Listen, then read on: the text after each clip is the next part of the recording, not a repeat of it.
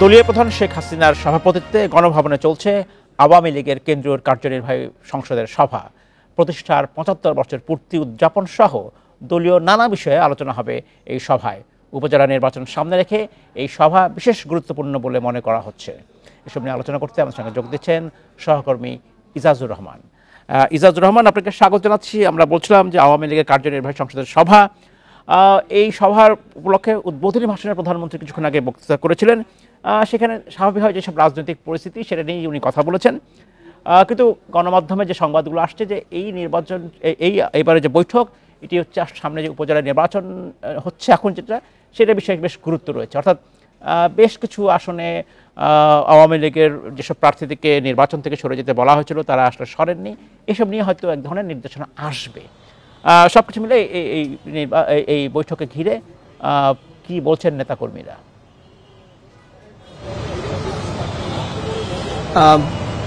সাধারণত আওয়ামী লীগের কার্যনির্বাহী কমিটির যে বৈঠকটি হয় 2 মাস বা 3 মাস পর নিয়মিত বিরতিতেই হয়। গত জানুয়ারিতে, অর্থাৎ এইবারের ক্ষমতায় আসার পরে জানুয়ারি 22 তারিখে সর্বশেষ কার্যনির্বাহী কমিটির বৈঠকটি হয়েছিল এবং আজকে এই সরকার ক্ষমতায় আসার পর দ্বিতীয় কার্যনির্বাহী কমিটির বৈঠক হচ্ছে এবারের মতো। এবং আজকের যে কার্যনির্বাহী কমিটির বৈঠক হচ্ছে তাতে যে বিষয়গুলো এজেন্ডা নির্ধারণ করা হয়েছে বা আলোচ্য সূচি, সেখানে মোট 16টি এজেন্ডা রাখা হয়েছে। তার মধ্যে বেশ কয়েকটি রয়েছে বিশেষ করে শোক প্রস্তাব পাঠ এবং যে আগামী 4 মাসের যে কর্মসূচি, দলের যে রাজনৈতিক কর্মসূচিগুলো সেগুলো কিভাবে পালন করা হবে সেই বিষয়গুলো নিয়ে আছে। এর মধ্যে 17ই মে বা বিভিন্ন দিবস কেন্দ্রিক যে উদযাপন, সেই উদযাপনের গুলো নিয়ে আলোচনা হবে। এর মধ্যে 17 মে, 25 মে আওয়ামী লীগের প্রতিষ্ঠা বার্ষিকীর, 23 জুন এবং 7 জুন ঐতিহাসিক 6 দফা দিবস, এছাড়া আগস্টের কিছু কর্মসূচি রয়েছে। সব মিলে 13টা এজেন্ডা রয়েছে এই রকম দিবস ভিত্তিক কর্মসূচি পালনের বিষয়গুলো নিয়ে। এছাড়া সমসাময়িক জাতীয় এবং আন্তর্জাতিক রাজনীতি নিয়ে আলোচনা হবে, সাংগঠনিক বিষয়গুলো নিয়ে আলোচনা হবে এবং বিবিধ বিষয়গুলো নিয়ে আলোচনা হবে। এই বিষয়গুলো আলোচনার যে ক্ষেত্রগুলো সাধারণত যেটি হয় কার্যনির্বাহী কমিটির বৈঠকে একদম শুরুতেই দলের সভাপতি শেখ হাসিনা তিনি একটি সূচনা বক্তব্য দেন এবং সেই সূচনা বক্তব্যের উপর ভিত্তি করে গণমাধ্যম কর্মীরা প্রধানমন্ত্রীর বক্তব্যের উপর এমফাসিস দিয়ে তারা নিউজটি অন এয়ার করেন বা নিউজ সংবাদ প্রকাশ করেন। এরপরে দলের ইন্টারনাল বৈঠকটি অনুষ্ঠিত হয় এবং সেই ইন্টারনাল বৈঠকে গণমাধ্যম কর্মীরা উপস্থিত থাকতে পারেন না এবং সেখানে যে বিষয়গুলো আলোচনা হয় মূলত সেদিকেই নেতাকর্মীদের চোখ থাকে। সেই হিসেবে বলা যায় যে গত উপজেলা নির্বাচনে তফসিল ঘোষণার পর থেকে যে বিষয়গুলো আলোচনা হচ্ছিল, যে উপজেলা নির্বাচনে আপনি জানেন যে প্রথম এবং দ্বিতীয় ধাপের যে নির্বাচনটি ইতিমধ্যেই নির্বাচন কমিশন তফসিল ঘোষণা করেছে, সেখানে 20টির উপরে যে জেলা রয়েছে সেই জেলার বিভিন্ন উপজেলায় যে এমপি এবং মন্ত্রী যারা রয়েছেন, বিশেষ করে এমপি যারা রয়েছেন, তারা একচ্ছত্র আধিপত্য বা নিজের পরিবারের যে সদস্য যারা রয়েছেন তারা এখানে প্রার্থী হয়েছেন এবং তাদেরকে জেতানোর জন্য মরিয়া ভাব লক্ষ্য করা যাচ্ছে। ইতিমধ্যে গণমাধ্যমে বিভিন্ন রকম সংবাদ কিন্তু তাদের নিয়ে প্রকাশিত হয়েছে এবং এটা নিয়ে দলের ভিতরেও বেশ অস্বস্তি কাজ করছে। ইতিমধ্যে দলের সাধারণ সম্পাদক ওবায়দুল কাদের তিনি সভাপতির নির্দেশক্রমে যে নির্দেশনা দিয়েছেন যে স্বজনদের প্রার্থিতা প্রত্যাহার করার আহ্বান জানিয়েছেন, কিন্তু 2 জন ছাড়া আসলে প্রার্থিতা কেউ প্রত্যাহার করেনি, যার কারণে দলের ভিতরে ইতিমধ্যে দলের সাধারণ সম্পাদকের সঙ্গে দলের সভাপতি মণ্ডলীর এক সদস্যের বেশ কিছু তর্ক বিতর্ক হয়েছে ধানমন্ডিতে আওয়ামী লীগ সভাপতির রাজনৈতিক কার্যালয়ে। এই সার্বিক বিষয়গুলো নিয়ে উপজেলার দিকেই কিন্তু আজকের এই দৃষ্টিটা থাকবে এবং ধারণা করা হচ্ছে যে আজকের বৈঠক থেকে উপজেলা নির্বাচনে যারা প্রার্থী হয়েছেন বা নেপথ্যে যে সকল এমপি কাজ করছেন তাদের নিয়ে কিছু শাস্তিমূলক ব্যবস্থা নেওয়া হতে পারে, এরকম ধারণা দেওয়া হয়েছে। আরেকটি বিষয় জানতে চাচ্ছিলাম ইজাজুর রহমান, সেটা হচ্ছে কি ধরনের শাস্তি, সেটা একটু ধারণা পেয়েছেন কিনা। আরেকটি বিষয় সেটা হচ্ছে যে বলা হচ্ছে স্বজনরা এই ভোটে দাঁড়াতে পারবেন না। এই স্বজনের সংজ্ঞা কি? যেমন আমরা আমাদের প্রতিবেদনে একসময় দেখছিলাম যে প্রায় 17-18 জন ব্যক্তি এরকম যাদের স্বজন দাঁড়িয়েছেন। এখন একজন সাবেক মন্ত্রী যিনি বর্তমানে এমপি, তার খালাতো ভাই ভোটে দাঁড়িয়েছে। এখন এইটা কি স্বজনের সংজ্ঞায় পড়ে কিনা, এই বিষয়ে আওয়ামী লীগের অভ্যন্তরে আলোচনা হয়েছে কিনা? অভ্যন্তরীণ যে আলোচনাটি হয়েছে সেখানে স্বজনের আসলে সংজ্ঞা নির্ধারণ করা হয়নি, তবে কিছু নির্দেশনা রয়েছে। যেমন নির্দেশনাটি এরকম যে যে সকল স্বজনই হোক না কেন, স্বজনের যে পর্যায়ে থাকুক না কেন, আত্মীয় স্বজন বিভিন্নভাবে যে পর্যায়ে সম্পর্কিত থাকুক না কেন, যারা ইতিপূর্বে দলের চেয়ারম্যান হয়েছে, অর্থাৎ উপজেলা চেয়ারম্যান ছিল এর আগে এক বা একাধিকবার, তারা যদি হয় তবে সেক্ষেত্রে কোনো আপত্তি নেই। কিন্তু নতুন করে যদি প্রার্থিতা ঘোষণা করা হয় বা প্রার্থী হয় উপজেলা নির্বাচনে এবং সেই প্রার্থিতাকে কেন্দ্র করে এলাকার রাজনীতিতে পরিবারের নিয়ন্ত্রণ প্রতিষ্ঠা, এটি যদি হয় তবে সেক্ষেত্রে এই স্বজনদেরকে আওয়ামী লীগ থেকে বলা হচ্ছে যে প্রার্থী হতে পারবে না বা প্রার্থী প্রত্যাহার করতে বলা হয়েছে।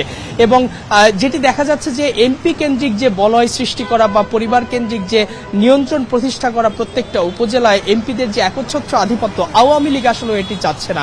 কেন চাচ্ছে না? তৃণমূলের অনেক যোগ্য নেতা রয়েছেন যাদেরকে আওয়ামী লীগ পেট্রোনাইজ করতে চায়, বা এই সকল জায়গাগুলোতে আওয়ামী লীগ এই তৃণমূলের পোর খাওয়া নেতারা যাতে উঠে আসে সেটি আসলে তারা নিশ্চিত করতে যায়, যার কারণে এমপির তাহলে কি আওয়ামী লীগ দলীয়ভাবে যদি প্রার্থী মনোনয়ন দিত তাহলে কি এই সংকটটা তৈরি হতে বলে মনে হয়? এই বিষয়ে কি আপনি নেতাদের সাথে কথা বলতে পেরেছেন কিনা?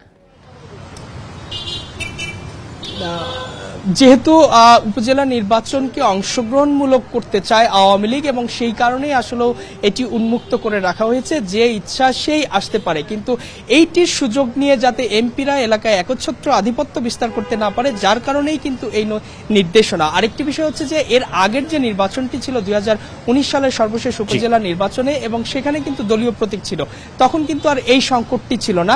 দল থেকে যাকে দেওয়া হয়েছে তিনিই প্রতিদ্বন্দ্বিতা করেছেন।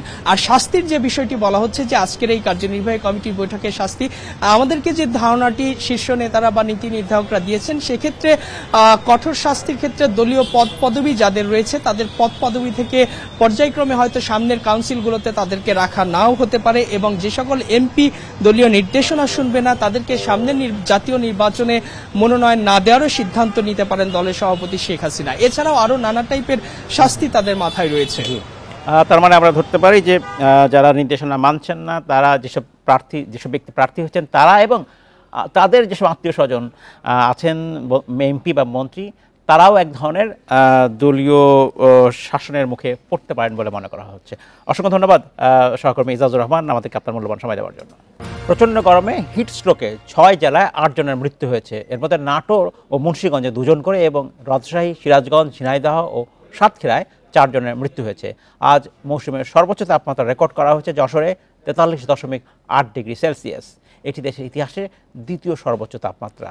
এসব নিয়ে কথা বলতে আপনার সঙ্গে যোগ দিচ্ছেন মেডিসিন বিশেষজ্ঞ অধ্যাপক ডাক্তার মুজিবুর রহমান। অধ্যাপক রহমান, আপনাকে স্বাগত জানাচ্ছি অনুষ্ঠানে। আমি বলছিলাম যে এবারে যে তাপপ্রবাহ বইছে সারা দেশে, হিট স্ট্রোকে অনেক মানুষ মারা যাচ্ছেন। আজকের কথা আমার খবর হচ্ছে যে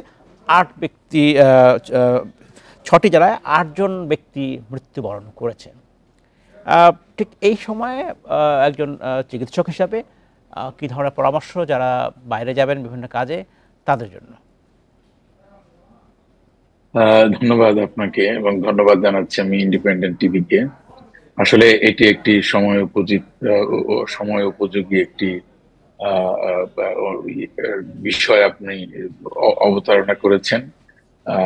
আসলে এটি স্মরণকালের রেকর্ড এখন বাংলাদেশের উপর দিয়ে বইছে যে তাপ প্রবাহটি, এটি আসলে আমরা তো ঠিক এরকম তাপ প্রবাহের সঙ্গে অভ্যস্ত নই। আপনি যদি দেখেন, হ্যাঁ, মিডল ইস্টে মানুষ সাধারণত এরকম গরমে থাকে, বা পৃথিবীর অন্যান্য জায়গায় যেখানে মরুভূমি রয়েছে ওরকম একটা তাপদাহ থাকে, যেখানে মানুষের ঘামটা কম হয়, হিউমিডিটি কম থাকে। কিন্তু আমাদের দেশে দেখুন, তাপমাত্রা যদি 43 ডিগ্রি থাকে, কিন্তু সেটা আমরা অনুভব করি হলো 45 বা 46-এর উপরে। তার কারণ আমাদের দেশের হিউমিডিটিটা বেশি থাকে। হিউমিডিটি বেশি থাকার কারণে আমাদের এই তাপমাত্রা, যেটি সত্যিকার তাপমাত্রা, তার চেয়ে বেশি আমরা ফিল করি। তবে একটি কথা হলো যে এই অতিরিক্ত তাপমাত্রার জন্য আমাদের কি কি ক্ষতির সম্মুখীন আমরা হতে পারি মানুষ, যারা বিশেষ করে ঘরের বাইরে যাচ্ছেন, যারা বিশেষ করে শারীরিক পরিশ্রম করছেন, যারা খেটে খাওয়া মানুষ, যাদের কাজ করতেই হবে, অন্য কোনো বিকল্প নাই, তাদের জন্য কিন্তু এটি একটি ভয়াবহ অবস্থা। আসলে এটার জন্য যে হিট স্ট্রোকটি তো হলো একদম মানে সবচেয়ে খারাপ অবস্থা যেটি, সেটিকে বলা হয়। তার কারণ হিট রিলেটেড ইলনেস, তাপ প্রবাহ জনিত কারণে যে রোগ আক্রান্ত হওয়ার বিষয়টি, এটি কিন্তু খুব কম থেকে শুরু হয়। যেমন ধরেন হিট র্যাশ হয়, হিট ক্র্যাম্প হয়, হিট এক্সজর্শন হয়, তারপর আলটিমেটলি হিট স্ট্রোকে চলে যায়, মানে আস্তে আস্তে আস্তে আস্তে উপরের দিকে যাচ্ছে। তো এটি যখন হিট স্ট্রোক হয় তার মানে একদম সর্বোচ্চ পর্যায়ে চলে গেছে। তার আগে থেকেই কিন্তু জিনিসটাকে আমাদের প্রিভেন্ট করতে হবে, অর্থাৎ সাধারণ মানুষ যারা বাইরে কাজ করছেন, বাইরে যাচ্ছেন, কাজ করার প্রয়োজনীয়তা রয়েছে, একটি একটি কথা মনে রাখতে হবে যে একটানা রোদের মধ্যে কাজ করবেন না, একটু গ্যাপ দিবেন, একটু আপনি অবসর নিবেন, 10 মিনিট 20 মিনিট করে আপনি গ্যাপ দিবেন, একটু গাছের ছায়ায় আপনি বসবেন। মনে করেন গ্রাম অঞ্চলে মানুষ কাজ করছে, খেতে খামারে কাজ করতেছে, অথবা রিক্সা পোলার যিনি রিক্সা চালাচ্ছেন অথবা ভ্যান গাড়ি চালাচ্ছেন, ওনাকে কিন্তু এই কাজের পাশাপাশি একটু বিশ্রাম নিতে হবে। বিশ্রামটা কিভাবে নিবেন?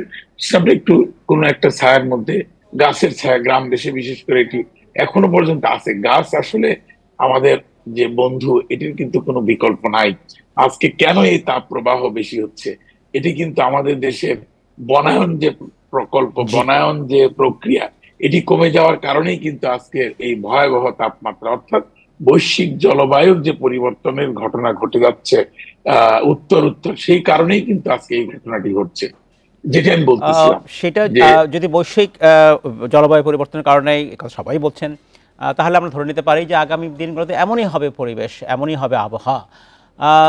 তাই যদি হয়, সেটার পরিবেশের সাথে মানিয়ে নেওয়াটাও হচ্ছে প্রয়োজন রয়েছে। সেক্ষেত্রে জীবনযাত্রারও তো কিছু পরিবর্তন আসা উচিত। সেটা একজন চিকিৎসক হিসেবে আপনি কিভাবে পরামর্শ দিতে পারেন? কি খাবেন তারা, কি পড়বেন, কখন কাজ করবেন, এটা একটু বলতে হবে। অবশ্যই এটি আমাদের আনতে হবে। আপনি ভালো কথা বলেছেন যে জীবনযাত্রার মানের মধ্যে বা জীবনযাত্রার গতির মধ্যে কিছু পরিবর্তন আমাদের আনতে হবে। সেই পরিবর্তনটা হলো যে আমাদের এমন ভাবে আগাতে হবে যাতে এই হিট স্ট্রোক পর্যায়ে আমরা না যাই। যেটা আমি বলতেছিলাম যে কাজ করার মধ্যে আপনি মাঝে মাঝে অবসর নিবেন, অবসর মানে হলো আমি বলছি বিশ্রাম নিবেন, বিশ্রাম নিবেন, ছায়ায় যাবেন, পানি খাবেন একটু বেশি করে। তার কারণ অনেক সময় দেখা যাচ্ছে যে পানির স্বল্পতা এবং রৌদ্রের মধ্যে কাজ করা, শরীরে যে ঘাম প্রবাহ হচ্ছে, এটার কারণে ডিহাইড্রেশন হয়ে যাওয়া, এই কারণে আমাদের কিন্তু এত ক্ষতি হয়ে যাচ্ছে। আবার আরেকটি কথা মনে রাখতে হবে, আমরা যারা সত্যিকার অর্থে যাদের আমাদের অন্যান্য রোগ রয়েছে, যেমন যারা কার্ডিয়াক অর্থাৎ হার্টের রোগ আছে, যাদের ব্রেনের রোগ আছে, যাদের কিডনির রোগ আছে, তাদের কিন্তু অবশ্যই এই সমস্ত পরিবেশ, বিশেষ করে এই হিট তাপ প্রবাহের থেকে একটু অবশ্যই একটু যাওয়ার থেকে বিরত থাকতে হবে, বা কম কম যে যতদূর সম্ভব কম যে পারা যায় সেভাবেই করতে হবে। আরেকটি প্রশ্ন, শেষ প্রশ্ন, একেবারে সময় কম। সাম্প্রতিক সময়ে স্কুল খোলা রাখা বা না রাখা নিয়ে একটি বিতর্ক হচ্ছে। আপনার কি মনে হয় একজন চিকিৎসক হিসাবে এখন যে তাপ প্রবাহ বইছে সারা দেশে, তাতে কি শিশু কিশোরদের জন্য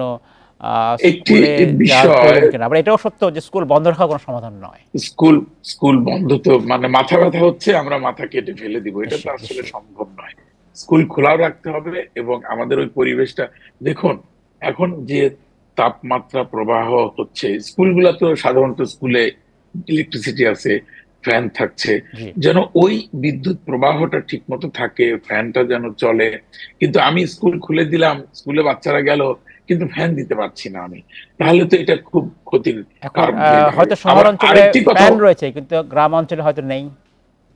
এটা ওই যে খোলামেলা বাতাস বা ওই কাজগুলো করতে হবে, একটু খোলামেলা জায়গায় করতে হবে। আজকাল স্কুলের সব জায়গাতেই ফ্যান আছে, এটা আমার যতটুকু বিশ্বাস। আমার মনে হয় স্কুলে ফ্যান নাই এরকম ঘটনা মনে হয় না এখানে আছে। এবং বিদ্যুতের মধ্যে তো আওতার মধ্যে আমাদের দেশে প্রায় সব স্কুল কলেজ গুলো চলে আসছে বলে এখন বিদ্যুতের লোডশেডিংও আছে, এটাও সত্য কথা, ঢাকার বাইরে বিশেষ করে। আমি ওইটাই বলতে চাচ্ছিলাম যে লোডশেডিংটা এখন একটু বেশি হচ্ছে। এইটাকেও যদি আমাদের একটু সহনীয় মাত্রায় আনা যায়, তাহলে হয়তো সব দিক বিচার বিবেচনা করে স্কুল একদম যে বন্ধই করে দিতে হবে, সেটাও স্কুল বন্ধ করে দেওয়া কোনো সমাধান নয়। নতুন পরিবেশের সাথে মানিয়ে নেওয়াটাই হচ্ছে কাজের কাজ।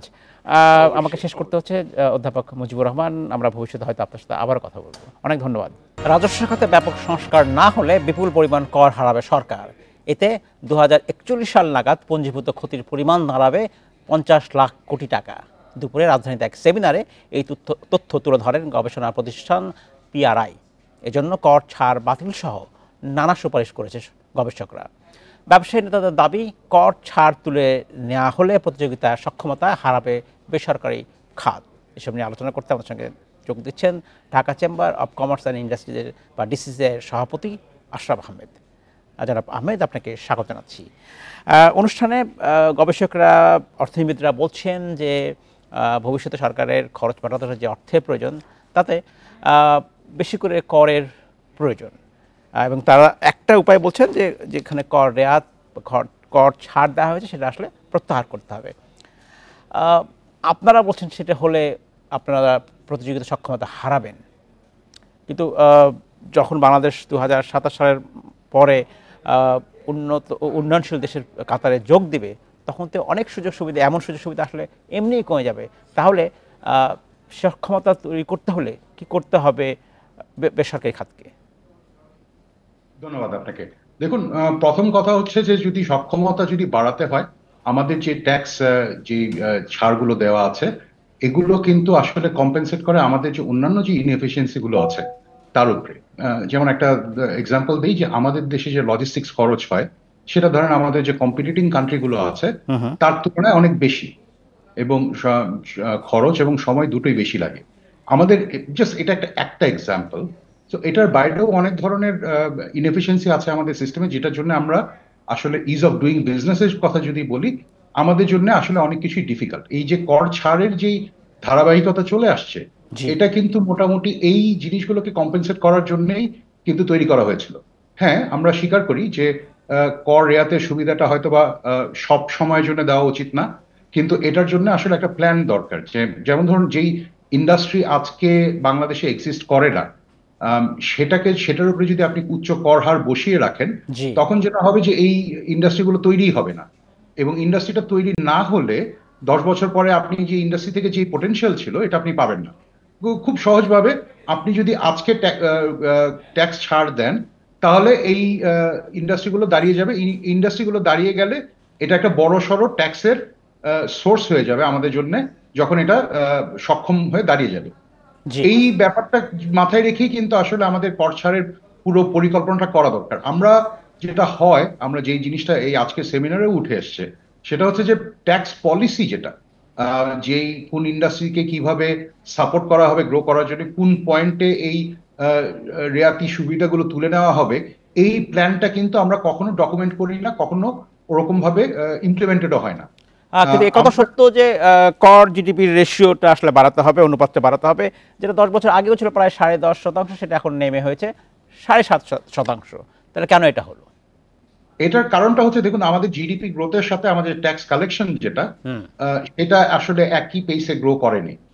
জিডিপিতে অনেক কিছু ইনক্লুশন হয়েছে গত 10 বছরে, যেগুলো আমরা আগে হিসাবও করতাম না, এবং এটার ফলে দেখা যাচ্ছে যে জিডিপি বেড়েছে ঠিকই আমাদের, কিন্তু আমাদের ট্যাক্স নেট যেগুলো, ট্যাক্স যে সমস্ত খাতগুলো থেকে আমরা আয় করতে পারি, সেই খাতগুলো অতখানি সম্প্রসারণ হয়নি। এই অবস্থায় আসলে যেটা আজকের আলোচনায় যেটা উঠে এসছে, কর রেয়াত সুবিধা বাতিলের ব্যাপারটা কিন্তু একটা ছোট্ট একটা অংশ শুধুমাত্র। আপনি যদি দেখেন যে উন্নত দেশগুলোর এভারেজিং ট্যাক্স টু জিডিপি 30%-এর কাছাকাছি থাকে, আমাদের নেইবারিং কান্ট্রিগুলো তো 10 থেকে 15% লেভেলে থাকে, যেই হিসাবে আমাদেরটা অনেক কম। আমাদের এখানে কিন্তু একটা জিনিস যেটা এসছে, এবং এটা আসলে আমি মনে করি খুব জোরালো ভাবে ফোকাস করা উচিত, সেটা হচ্ছে, দেখেন, আমাদের দেশে ইনফর্মাল ইকোনমির পরিমাণটা অনেক বড়। আচ্ছা, এই যে যেমন ধরুন অনেক ধরনের ব্যবসা বাণিজ্য আছে, অনেক ধরনের ইকোনমিক অ্যাক্টিভিটি আছে, যেগুলো আসলে পুরোপুরি ইনফর্মাল সেক্টর দিয়ে পরিচালিত হয়, যার ফলে কেউই আসলে এখানে যে আসলে কি হচ্ছে এটার সঠিক পরিসংখ্যান কারো কাছে নেই। আর একটা পরামর্শ হচ্ছে, যদি ভ্যাট এবং ট্যাক্সের ক্ষেত্রে অটোমেশন করা যায়, স্বয়ংক্রিয়ভাবে পদ্ধতিতে এটা নেওয়া যায়, তাহলে হয়তো অনেকটাই রাজস্ব বাড়তে পারে। এখানে ব্যবসা সমাজের পক্ষ থেকে আপনাদের কোনো আপত্তি আছে? আমরা কিন্তু আপত্তি তো নেই, আমরা অটোমেশনের পক্ষে। আমরা চাই আরো দ্রুততম সময়ে, যত দ্রুত সম্ভব এই অটোমেশনটাকে তত বেশি করা। তার সিম্পল কারণটা হচ্ছে, দেখুন, অটোমেট করলে ট্যাক্সের কালেকশন অনেক সহজ হয়ে যাবে, আমাদের জন্য ট্যাক্স দেওয়াটা অনেক সহজ হবে, এবং এখানে যে ইনএফিসিয়েন্সি গুলো আছে সিস্টেমে এগুলো সাথে সাথে দূর হয়ে যাবে। তাই যদি হয়, অটোমেশনের পথে বাধা কোথায়? শুধুই কি সরকারি কর্মকর্তারা বাধা দিচ্ছেন, বা তাদের অনীহার কারণেই হচ্ছে, দেরি হচ্ছে এটা বাস্তবায়নের ক্ষেত্রে? সরকারি কর্মকর্তাদের অনীহার কারণ তো আমি তো আসলে দেখি না। না, আমি সেটা বলার চেষ্টা করছি না, কিন্তু এটা হচ্ছে না এখন। আমি যদি ব্যবসায়ীরা এটার পক্ষেই থাকে, তাহলে কে এর বিরোধিতা করছে? মানে ব্যাপারটাও এমনও না যে আমরা ব্যবসায়ীরা যদি সরকারকে বলি আমরা করে দিচ্ছি তাহলে সরকারের পক্ষে এটা ইমপ্লিমেন্ট করা সম্ভব হবে, ব্যাপারটা তা না। দেখুন, এখানে আমি মনে করি যথেষ্ট পরিমাণ ফোকাস দেওয়া হয়নি, অনেকগুলো জিনিস হয়েছে কিন্তু অনেকগুলো জিনিস বাকি আছে।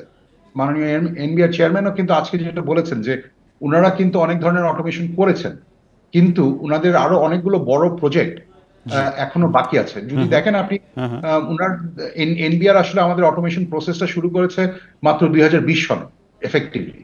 আচ্ছা, তারপর থেকে আমরা ইনকাম ট্যাক্সে কিন্তু অনেকগুলো মডিউল আমরা অপারেশনাল দেখতে পাচ্ছি। এইটা আমি মনে করি এটাকে আসলে আরো অনেক দূর নিতে হবে, এবং সেটা যত তাড়াতাড়ি সম্ভব করা যায় ততই ভালো। আরেকটি বিষয় সেটা হচ্ছে যে সামনে আমি শুরু করেছিলাম যেভাবে যে বাংলাদেশ যখন উন্নয়নশীল দেশের কাতারে যাবে, তখন কিন্তু অনেক সুযোগ সুবিধাই স্বাভাবিকভাবে কমে আসবে। সেটার প্রস্তুতি হিসাবে আসলে ব্যবসায়ী সমাজ কোনো অ্যাকশন প্ল্যান চিন্তা করছে কিনা, সেই বিষয়ে যদি একটু সংক্ষেপে জানতে চাই। আমরা ঢাকা চেম্বারের পক্ষ থেকে অনেকগুলো অ্যাকশন প্ল্যান আমরা নিয়ে কাজ করছি, আমরা অনেকগুলো প্রস্তাবনা সরকারকে দিয়েছিও, এবং এটার অনেক কিছু আসলে হচ্ছে, এবং অনেকগুলো জিনিস আমরা মনে করি যথেষ্ট মনোযোগ দেওয়া হচ্ছে না অ্যাজ ওয়েল। একটা খুব সিম্পল একটা জিনিস বলি, যেমন ধরুন যে আমরা জানি যে WTO অ্যাসোসিয়েশনের পরে, মানে উন্নয়নশীল দেশে ক্যাটাগরাইজ হওয়ার পরে আমাদেরকে অনেক ধরনের কাস্টমস ডিউটি তুলে নিতে হবে, অনেক ধরনের ডাইরেক্ট সাবসিডি তুলে নিতে হবে। সেটাই বলছিলাম। কিন্তু তার মানে এই না যে আমাদেরকে সব ধরনের সাবসিডি তুলে নিতে হবে, অথবা যে আমাদের যে সব ধরনের ডিউটি মেকানিজম যে তুলে নিতে হবে, ব্যাপারটা তো তা না। যেমন আমি একটা এক্সাম্পল দিই, আমেরিকা কিংবা প্রত্যেকটা OECD কান্ট্রি তাদের সমস্ত ইন্ডাস্ট্রিকে বিশাল অঙ্কের সাবসিডি দেয়। এই সাবসিডিটা আসলে ডাইরেক্ট পেমেন্ট হয়, ইনডিরেক্ট সাবসিডি না হয়ে ডাইরেক্ট সাবসিডি হয়। ডাইরেক্ট সাবসিডি দেওয়ার ব্যাপারে কারো কোনো দ্বিমত নেই। অসংখ্য ধন্যবাদ জনাব আশরাফ আহমেদ। আমাকে শেষ করতে হচ্ছে সময় স্বল্পতার জন্য। ভবিষ্যতে নিশ্চয়ই আমরা আবারও আপনার সাথে কথা বলবো। ভিয়েতনাম যুদ্ধের পর যুক্তরাষ্ট্রের বিশ্ববিদ্যালয়গুলোতে সবচেয়ে বড় বিক্ষোভ করছে শিক্ষার্থীরা। বিক্ষোভ দমনে এ পর্যন্ত 9 শতাধিক শিক্ষার্থীকে গ্রেফতার করেছে পুলিশ। আর ফিলিস্তিনপন্থী শিক্ষার্থীদের বহিষ্কার করছে কলম্বিয়া বিশ্ববিদ্যালয় কর্তৃপক্ষ। এসব নিয়ে আলোচনা করতে আমাদের সঙ্গে যোগ দিচ্ছেন রাজশাহী বিশ্ববিদ্যালয়ের আন্তর্জাতিক সম্পর্ক বিভাগের সভাপতি ডক্টর সৈয়দ আব্দুল্লাহ আল মামুন। অধ্যাপক মামুন, আপনাকে স্বাগত জানাচ্ছিলাম। বেশ কিছুদিন আগে যখন ইরানে এমন একটি বিক্ষোভ হচ্ছিল, যখন শিক্ষার্থীরা বিক্ষোভ শুরু করেছিলেন মাশা আমিনির হত্যাকাণ্ডকে কেন্দ্র করে, তখন কিন্তু মার্কিন যুক্তরাষ্ট্রের পক্ষ থেকে এই বিক্ষোভ দমনের ক্ষেত্রে বেশ সমালোচনা করা হয়েছিল। এখন মোটামুটি একই রকম একটা ঘটনা যুক্তরাষ্ট্রে হচ্ছে, এবং এটা নিয়ে কিন্তু ইরানের প্রেসিডেন্ট রাইসি ইতিমধ্যে একটা প্রতিক্রিয়া জানিয়েছেন। সব কিছু মিলে কীভাবে দেখছেন যুক্তরাষ্ট্রের বর্তমানে বিশ্ববিদ্যালয়গুলোতে যে মানবাধিকার বিরোধী বিক্ষোভ হচ্ছে, এবং বলাই হচ্ছে যেটা ভিয়েতনাম যুদ্ধের পর সবচেয়ে বড় বিক্ষোভ? ধন্যবাদ। আপনারা লক্ষ্য করেছেন যে ইতোমধ্যেই যে মার্কিন যুক্তরাষ্ট্রের এই ইয়াংদের অর্থাৎ ছাত্রদের আন্দোলনের কিন্তু একটা ইতিহাস আছে, যেটা আপনি বললেন যে ভিয়েতনাম যুদ্ধের সময় প্রোটেস্ট হয়েছিল। এটার একটা মৌলিক কারণ হলো যে আপনারা জানেন শুধু মার্কিন যুক্তরাষ্ট্রে নয়, পৃথিবীর সব জায়গাতে যারা যুবক তরুণ তারা কিন্তু দুর্নীতিমুক্ত অনেকটা, ফলে তারুণ্যের কারণে তারা সবসময় একটা পরিবর্তন চায়, অন্যায়কে কিন্তু কখনো তারা মেনে নেয় না। এটা একটা স্বাভাবিক প্রক্রিয়া। সেই প্রক্রিয়ার অংশ হিসেবে মার্কিন যুক্তরাষ্ট্রের তরুণ সমাজও এর বাইরে নয়, এটি হলো স্বাভাবিক একটা বিষয়। তো এখানে যেটা ঘটেছে যে মার্কিন যুক্তরাষ্ট্রের যে তরুণ সমাজ তারা এটা দেখেছে যে ইসরায়েল যে কাজটা করছে সেটা হলো অপ্রতিরোধ্য গতিতে, এবং তারা মার্কিন যুক্তরাষ্ট্রের প্রশাসন যেহেতু এইখানে মানে শর্তহীনভাবে এই ইসরায়েলকে সাপোর্ট করছে, এখানে মার্কিন যুক্তরাষ্ট্রের তরুণদের মধ্যে এক ধরনের গিল্টি ফিলিংস তৈরি হয়েছে যে এই দায়টা আমরা কেন নিব। এই জন্য শাসকদের সাথে তরুণদের এখন একটা দ্বন্দ্ব তৈরি হয়েছে। আপনি দেখেন যে মার্কিন যুক্তরাষ্ট্রের বর্তমানে ডেমোক্র্যাট দল ক্ষমতায় আছে, তাদের যে ছাত্র সংগঠন যেটাকে বলে কলেজদের ডেমোক্র্যাট বলে, তারা কিন্তু ইতিমধ্যেই তাদের যে নেতৃত্ব তারা ভোটাভুটি করে তারা কিন্তু 12 সদস্যের তাদের যে কমিটি আছে তার মধ্যে 8-2 ভোটে তারা কিন্তু এটাকে প্রোটেস্ট করেছে। তারা যদিও বলেছে যে আগামী নভেম্বরে যে জাতীয় ইলেকশন সেই ইলেকশনে আমরা ডেমোক্রেটদের জন্যই কাজ করব, কিন্তু তারপরে তারা বলছে যে ডেমোক্রেট দল ইসরায়েল প্রসঙ্গে একটা মিস্টেক করে ফেলেছে, ভুল হয়েছে, সুতরাং আমরা ভুলের পেছনে সমর্থন দিতে পারি না। এই যে তরুণদের মধ্যে এই চেতনাটা, এটা কিন্তু একটা গুরুত্বপূর্ণ দিক। এবং আমার মনে হয় যে এই যে বিষয়টা, এটা মার্কিন যুক্তরাষ্ট্রে বিশেষ করে কলাম্বিয়া ইউনিভার্সিটিতে যদিও সবচেয়ে বেশি, পোর্টল্যান্ড ইউনিভার্সিটিতে, কিন্তু সারা ইউএসএতেই কিন্তু এটা ছড়িয়ে পড়ছে। তো অধ্যাপক মামুন, আপনি যেটা বলছিলেন যে যুবকরা বলছে তারা ডেমোক্র্যাটদের এই অবস্থানকে নিন্দা জানান, কিন্তু এই কথা সত্য যে ইসরায়েলের প্রতি এখনকার সরকারের যে নীতি সেটা কিন্তু মোটামুটি মার্কিন যুক্তরাষ্ট্রের দুটি দলেরই একেবারে কাছাকাছি নীতি, খুব যে একটা হেরফের হবে বা হতো তা তো নয়। সেক্ষেত্রে সামনেই নির্বাচন, সেই নির্বাচনের অংশগ্রহণের ক্ষেত্রে, ভোটারদের অংশগ্রহণ করবার ক্ষেত্রে কোনো নেতিবাচক প্রভাব পড়বে বলে আপনার মনে হয় কিনা? এক্ষেত্রে আমি আপনাকে এই প্রশ্নের উত্তর দেওয়ার জন্য আমরা যে ডেমোক্রেট দলের যে কলেজ ডেমোক্রেট যারা, তাদের একটা মন্তব্য এখানে উল্লেখ করতে পারি। সম্প্রতি তারা যখন এই আন্দোলনে সমর্থন দিয়েছে এবং তারা আন্দোলনে যোগ দিয়েছে, তখন তারা একটা রেজুলেশন করে তাদের মূল পার্টিকে পাঠিয়েছে। এই তরুণ ডেমোক্রেট যারা আর কি দলের সদস্য, তারা বলেছে তাদের যে মূল ডেমোক্রেট দল এটা জানিয়েছে যে মার্কিন যুক্তরাষ্ট্রের নির্বাচনে জয়লাভ করার জন্য কিন্তু অবশ্যই তরুণদের একটা ভূমিকা আছে। কাজেই এই আমাদের ডেমোক্রেট দলকে এটা মাথায় রাখতে হবে যে আমাদের কিন্তু একটা ভূমিকা আছে, কাজে আমরা যদি এটাকে সমর্থন করছি না। এখানে কিন্তু তারা আরেকটা কথা বলেছে যে তারা ইসলামোফোবিয়ার বিরুদ্ধে, যেমন পশ্চিমী মনোভাব, এটাকেও তারা সমর্থন করে না, পাশাপাশি জিওনিজমের পক্ষে এটাকেও তারা সমর্থন করে না। তারা মনে করে যে ইসলামিজমের বিরুদ্ধে যে সন্ত্রাস বা জিওনিজমের বিরুদ্ধে যে সন্ত্রাস, এই দুটোই কিন্তু তারা সমর্থন করে না। পাশাপাশি তারা এটা মনে করে তবে ইহুদিদের বিরুদ্ধে মধ্যপ্রাচ্যে যে প্যালেস্টাইনে আন্দোলন হচ্ছে এইটা কিন্তু অ্যান্টিসেমিটিজম বলে কিন্তু তারা আবার বিশ্বাস করে না। অর্থাৎ মার্কিন যুক্তরাষ্ট্রের তরুণ প্রজন্ম এখন ক্লিয়ার বুঝিয়ে দিয়েছে যে মার্কিন যুক্তরাষ্ট্রের প্রশাসন যেটা বলছে, যে ইসরায়েল যেটা বলছে যে মুসলিমদের আন্দোলন হচ্ছে অ্যান্টিসেমিটিজম, সেই অ্যান্টিসেমিটিজম আন্দোলনের বিরুদ্ধে টিকার জন্য তারা লড়াই করছে। ইয়াং ডেমোক্রেটসরা কিন্তু এটা ইগনোর করেছে, তারা এটা সমর্থন করে নাই। সুতরাং আমার মনে হয় যে এই প্রশ্নে বাইডেন প্রশাসন যদি তার নীতি পরিবর্তন না করে, তাহলে সামনের যে নির্বাচনটা আসছে সেখানে কিন্তু মার্কিন যুক্তরাষ্ট্রের বিপুল সংখ্যক ইয়াং জেনারেশন কিন্তু আস্থা উঠিয়ে নিতে পারে বাইডেন প্রশাসনের উপর। এটার ইঙ্গিত কিন্তু তারা অলরেডি। তারা নিশ্চয়ই রিপাবলিকান প্রার্থীকে ভোট দেবেন না, নাকি তারা ভোটে অংশগ্রহণ থেকে বিরত থাকবেন? অংশগ্রহণ থেকে বিরত থাকতে পারে বা অনেকে দিতেও পারে। আপনি দেখেন যে মার্কিন যুক্তরাষ্ট্রের জনগণ কিন্তু আমাদের মতো, ওরা অনেক প্র্যাকটিক্যাল, ওরা আমাদের মতো আবেগ নির্ভর নয়। সো ওরা কিন্তু সাইড চেঞ্জ করতে পারে। ওরা ডেমোক্রেট সমর্থন করে জন্যই যে ডেমোক্রেটকে আমাদের দেশে যেরকম আমরা বলি সোজা কথা যে কলা গাছকেও ভোট দিয়ে আসো, মার্কিন যুক্তরাষ্ট্রের জনগণ কিন্তু অতটা এরকম নয়, তারা অনেক প্র্যাকটিক্যাল, তারা আউটস্পোকেন। তো সেই ক্ষেত্রে আমার মনে হয় যে ধরনের আন্দোলন দেখছি এটা যদি কন্টিনিউ হয়, আমার মনে হয় যে এইটা কিন্তু ডেমোক্রেটদের জন্য নেতিবাচক হবে এবং ফলাফলের উপর একটা প্রভাব বিস্তার করবে।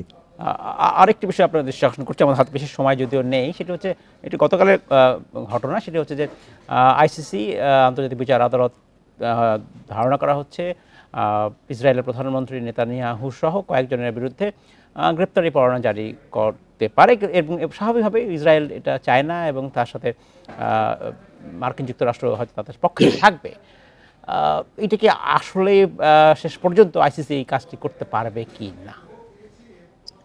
দেখুন, এটা আইসিসি করতে পারবে, সেটা করতে পারবে যদি বাইডেন প্রশাসন সমর্থন দেয়, কিন্তু সেটাকে কার্যকর করতে পারবে না। আপনারা দেখেন যে আইসিসির পক্ষ থেকে পুতিনের বিরুদ্ধে গ্রেপ্তারি পরোয়ানা জারি হয়েছিল, রাশিয়ার প্রেসিডেন্ট, তার বিরুদ্ধে কিন্তু তাকে কিন্তু গ্রেপ্তার করতে পারে না। এটা একটা আলংকারিক একটা বিষয়। এখন আমরা এটা কারণে তো অন্তত ভ্লাদিমির পুতিনের বিদেশে যাওয়ার অনেক জায়গায় তো সীমিত হয়েছে, যেমন ভারতে আসতে পারেননি, দক্ষিণ আফ্রিকা যাননি। এটা কি এরকম নয়? কারণ যেসব দেশ এখানে এই চুক্তিতে স্বাক্ষর করেছে তারা কিন্তু গ্রেপ্তার করতে আইনগতভাবে বাধ্য, লিগ্যালি বাধ্য, কিন্তু প্র্যাকটিক্যালি সেটা তারা করতে পারে না আসলে, কারণ শক্তির একটা ভারসাম্যের ব্যাপার আছে। তো যেটা হবে যে এখানে বাইডেন প্রশাসন এখন একটা মানে চরম একটা চ্যালেঞ্জের মধ্যে পড়ে গিয়েছে, যে নভেম্বরে তাদের ইলেকশন, নিশ্চয়ই তাদের নিজের দেশের জনমত টিকিয়ে রাখার জন্য কিন্তু তারা আবার এই কাজটা করে ফেলতে পারে। ধন্যবাদ জনাব অধ্যাপক মামুন, আমাদেরকে আপনার মূল্যবান সময় দেওয়ার জন্য। আমাকে আজকে শেষ করতে হচ্ছে। এই ছিল এইটুর স্পিক ইন্ডিপেন্ডেন্ট টেলিভিশনের সব খবর। বিস্তারিত জানতে চোখ রাখুন ফেসবুক, ইউটিউব এবং এক্সে। সাথে থাকার জন্য ধন্যবাদ।